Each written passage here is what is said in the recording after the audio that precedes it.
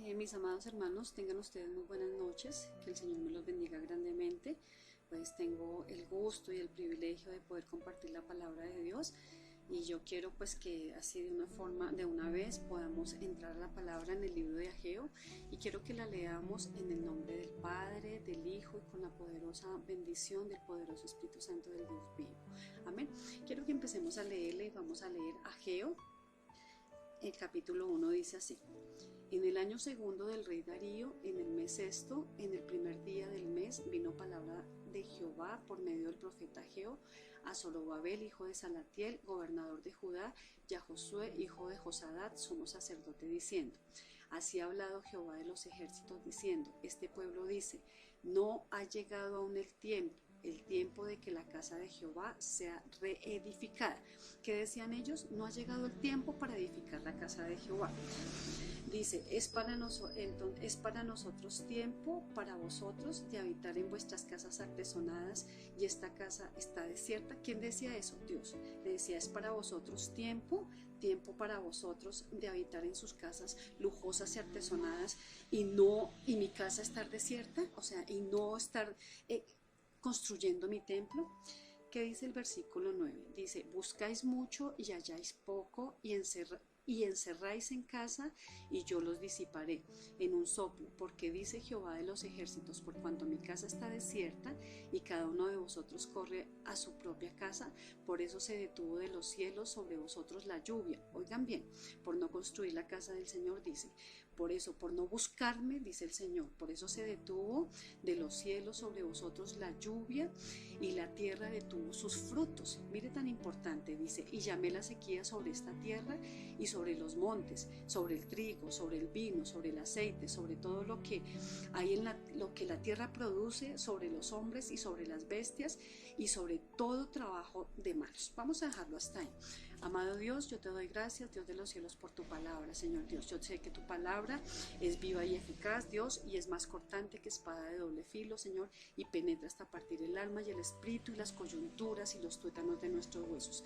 Háblanos, bendito Dios, te lo pido en el nombre de Jesús. Amén, amén y amén.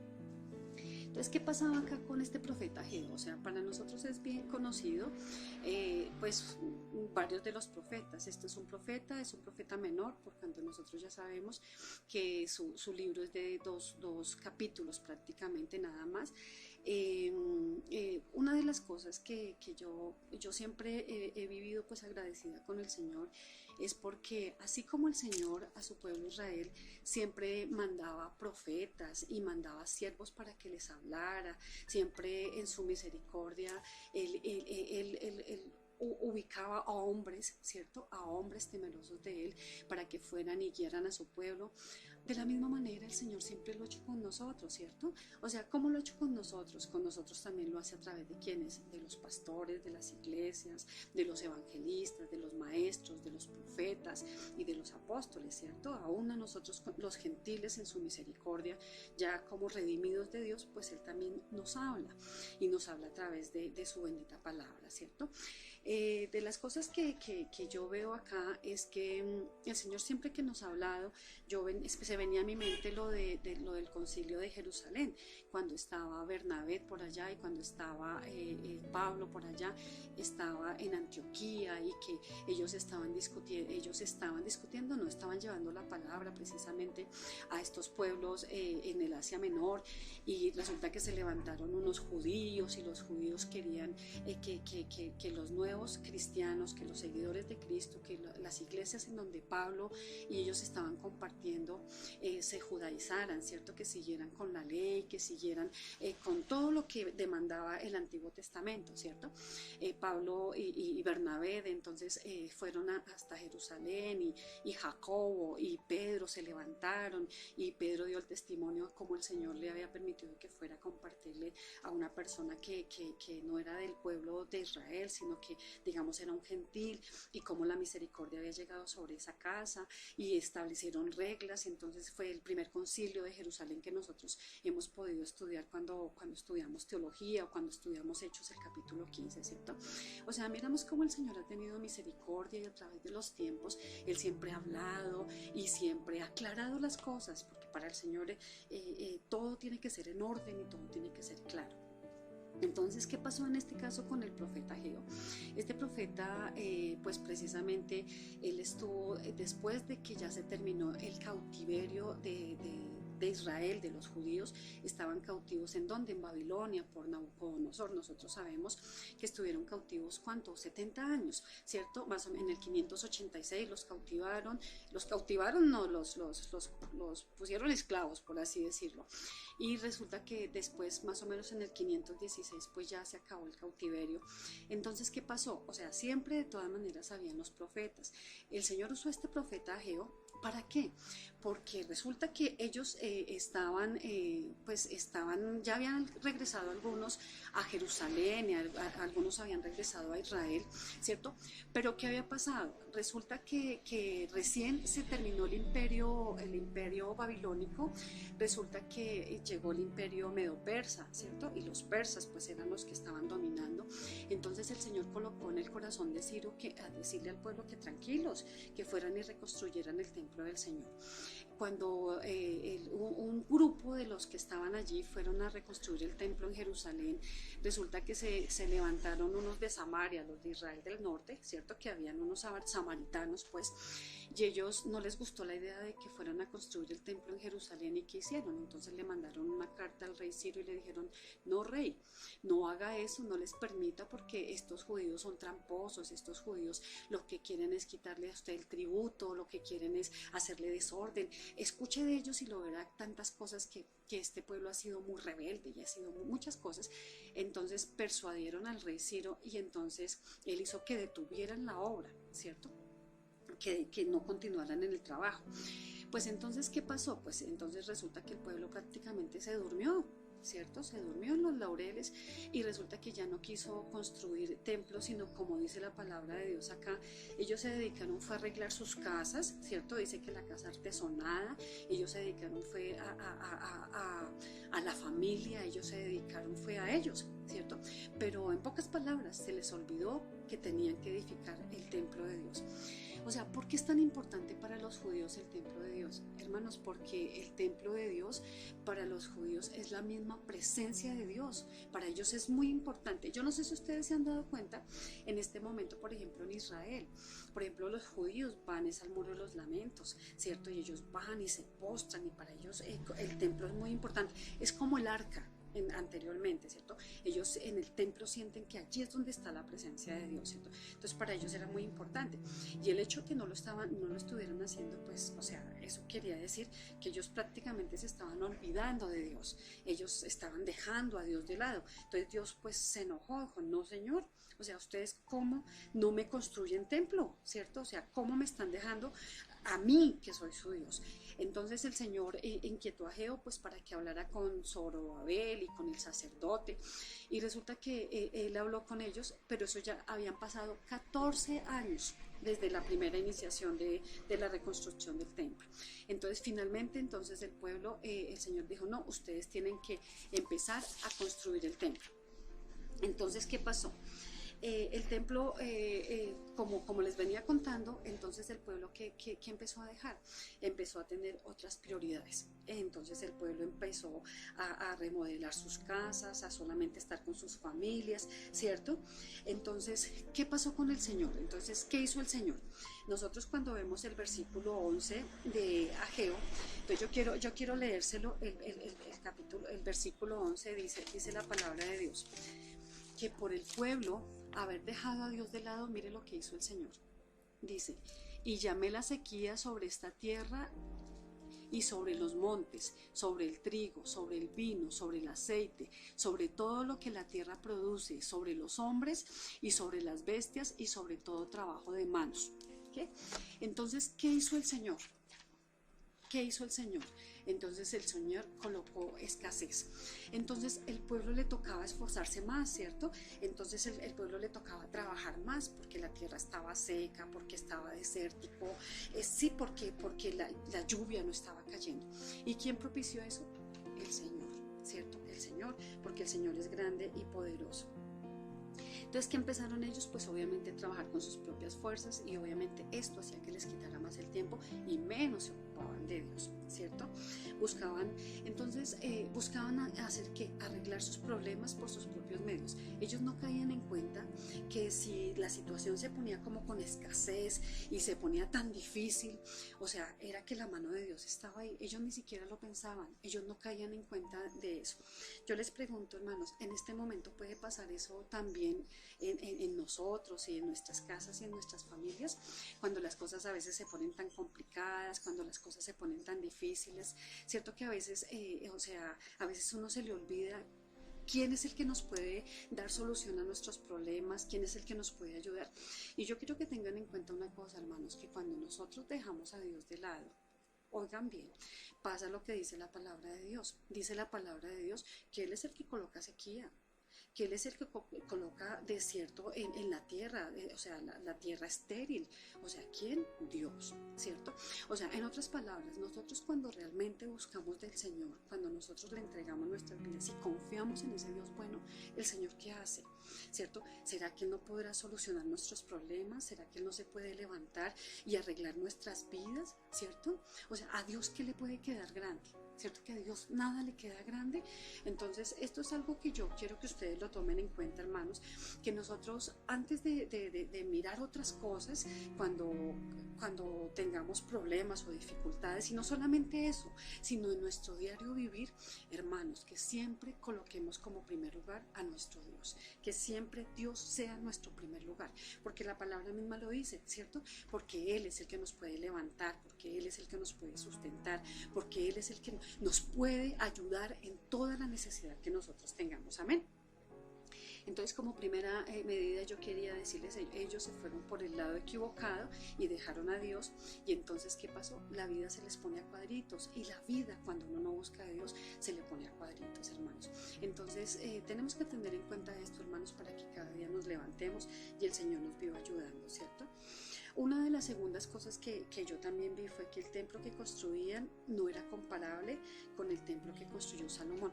Cuando ellos empezaron, ya definieron empezar a construir el templo, ellos veían y decían, uy, pero es que el templo de Salomón era sustentoso, era lujoso, eso era enchapado en oro, eso, mejor dicho, era una maravilla. Y ellos se sentían que ese templo, lo que ellos estaban construyendo, nada que ver con el primer templo que había construido Salomón. Pero yo quiero que vayamos al versículo 4, porque ellos se sentían que no eran capaces también de hacerlo. Y mire lo que dice en el capítulo del versículo 4 y el versículo 5. Mire lo que dice el Señor que él empezó a hacer. Dice, ¿quién ha quedado entre vosotros que haya visto esta casa en su gloria primera? O sea, ¿quién ha quedado entre vosotros que haya visto, digamos, el primer templo? ¿Y cómo la veis ahora? ¿No es ella como nada delante de vuestros ojos? ¿No es como nada? Claro que es como nada, porque el templo fue destruido, ¿cierto? Pues ahora sobre Babel, y entonces te dice a ti, ahora hermano que estás escuchando esta palabra, esfuérzate, dice Jehová, esfuérzate también Josué, y esfuércese los sumos sacerdotes, cobrad ánimo, dice la palabra, le dice, hermano, cobre ánimo, yo le digo, hermano, cobre ánimo, el pueblo de Dios cobre ánimo, ¿por qué? Dice, pueblo todo de la tierra, dice Jehová, trabajad, porque yo estoy con vosotros, dice Jehová de los ejércitos. Dice, según el pacto que hice con vosotros cuando saliste de Egipto, así mi espíritu estará en medio de vosotros. No temáis. ¿Qué nos dice la palabra de Dios? ¿Qué nos dice la palabra de Dios? O sea, todo tiempo pasado fue mejor. Dice que eso no es correcto cuando uno lo dice de esa manera. ¿Por qué? Porque en nuestro tiempo pasado estábamos en nuestros delitos, en nuestros pecados, en nuestra perversidad. Entonces, ¿cuál es el tiempo mejor? En este momento, ¿cierto? La gloria postrera será mejor que la primera, dice la palabra de Dios. ¿Por qué? Porque nosotros ya tenemos al Señor, ¿cierto? Entonces, ¿qué pasa con esto? Entonces ellos se sentían menos, pero el Señor les decía, yo estoy con ustedes. Entonces, el Señor, ¿qué nos está diciendo en este momento? No importa, o sea, yo realmente estoy buscando que ustedes construyan un templo. ¿cierto? Construyan un templo, pero él quiere ver es la interior de ese templo, o sea, quiere ver la interior de nuestros templos, de nuestros corazones, ¿cierto? Construyan ese templo y ustedes no teman porque lo anterior no es nada comparado a lo que yo voy a hacer con ustedes, no es nada comparado como yo los voy a ayudar, como yo los voy a levantar, como yo los voy a fortalecer. La gloria anterior, o sea, esta gloria postrera será mejor que la primera, dice por allá en el versículo 11, ¿cierto? Entonces nosotros debemos confiar en el Señor. Ellos querían estar en el templo, pero realmente ellos no querían entregar sus corazones. Yo le digo, ¿usted quiere estar en el templo del Señor? Empiece a construir el templo del Señor para que ese interior suyo realmente fluya y realmente ese interior suyo sea agradable delante de Dios, amén. Entonces eso es lo que yo les digo, el templo, o sea, no miren el templo anterior porque está destruido, ya lo destruyó el Señor y lo destruyó para bien porque ya lo lavó, lo limpió y lo hizo a usted una persona nueva, amén. Entonces, como segundo lugar, entonces nosotros somos templos del Señor y ya somos redimidos y fuimos rescatados, ¿cierto? Como tercer lugar dice que Dios los acusa de la impureza y la falta de sinceridad, ¿cierto? ¿Qué pasaba con ellos? Ellos estaban construyendo, pero ellos no lo estaban haciendo de corazón. Yo quiero que vayamos al versículo 13 y el versículo 14. Miren lo que dice la palabra de Dios. Dice, y dijo a Ageo, si un inmundo a causa de cuerpo muerto tocare alguna cosa de estas, será inmundo. Y respondieron los sacerdotes y dijeron, así será. Y respondió Ageo y dijo, así es este pueblo y esta gente delante de mí, dice Jehová, y asimismo toda obra de sus manos, y todo lo que aquí ofrecen es inmundo. O sea, mire Dios cómo los confronta, ¿cierto? Porque ellos no lo están haciendo de corazón, ¿cierto? Ellos sencillamente están haciéndolo por hacerlo. Mire Dios cómo nos quiere confrontar, hermanos. Él dice, nuestras obras pueden ser desagradables delante de Él, ¿cierto? Nuestras obras pueden ser inmundas delante de Él, ¿cierto? Sus corazones, hermanos, estaban lejos de Dios. O sea, ellos de labios le honraban, le decían, pero realmente sus corazones estaban lejos. Yo pregunto, ¿cómo está su corazón delante de Dios? ¿Cierto? Lo que usted dice de labios, realmente de corazón lo siente. O sea, ¿cómo está usted frente al Señor? O sea, si no somos sinceros realmente delante de Dios, pues es muy difícil que ese templo realmente se pueda construir, realmente nosotros podamos ser cambiados y podamos ser transformados. Hermanos, nosotros mientras hay vida, siempre lo diré, hay esperanza. Entonces, mientras hay vida, busque de Dios y búsquelo sinceramente, búsquelo de Dios y dígale al Señor, o sea, todos tenemos cosas malucas, feas, y dígale al Señor para que cada día lo limpie, lo cambie y lo transforme. Eso es lo que nosotros necesitamos cada día, ser cambiados y transformados. Miren, hermanos, que nuestras decisiones realmente son importantes. Nuestras decisiones son tan importantes que ellas son las que determinan nuestros futuros y hay que tomar la decisión, hermanos, en este momento de llevar una vida diferente, hermanos. Hay que tomar en este momento una decisión de cambiar y transformar nuestras vidas. De esto depende ¿qué, hermanos? Nuestra vida eterna, nada más y nada menos que nuestra vida eterna, hermanos. Entonces tenemos que pedirle a Dios para que Él nos ayude y para que realmente nuestras vidas sean cambiadas y sean transformadas, amén. Yo quiero también tomé como cuarto punto, pues yo vi pues la grandeza de Dios, ¿cierto? La grandeza de Dios y la protección que Dios tiene sobre sus hijos. Miren el capítulo 2, el versículo 6 hasta el 9. Miren lo que dice la palabra de Dios. Dice, porque así dice Jehová de los ejércitos, de aquí a poco yo haré temblar los cielos y la tierra, el mar y la tierra seca, y haré temblar a todas las naciones, y vendrá el deseado. ¿Quién va a venir? El Señor Jesucristo. ¿Quién va a venir? Dios mío, nuestra redención. Él va a venir. ¿Por quién? Por usted y por mí, ¿cierto? Y vendrá el deseado de todas las naciones, y llenaré de gloria esta casa, ha dicho Jehová de los ejércitos.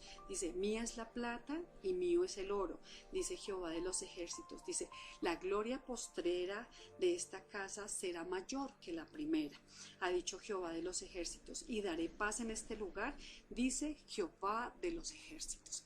Si vemos la grandeza de Dios, ¿qué va a hacer el Señor? Dice que Él va a destruir las naciones, ¿cierto?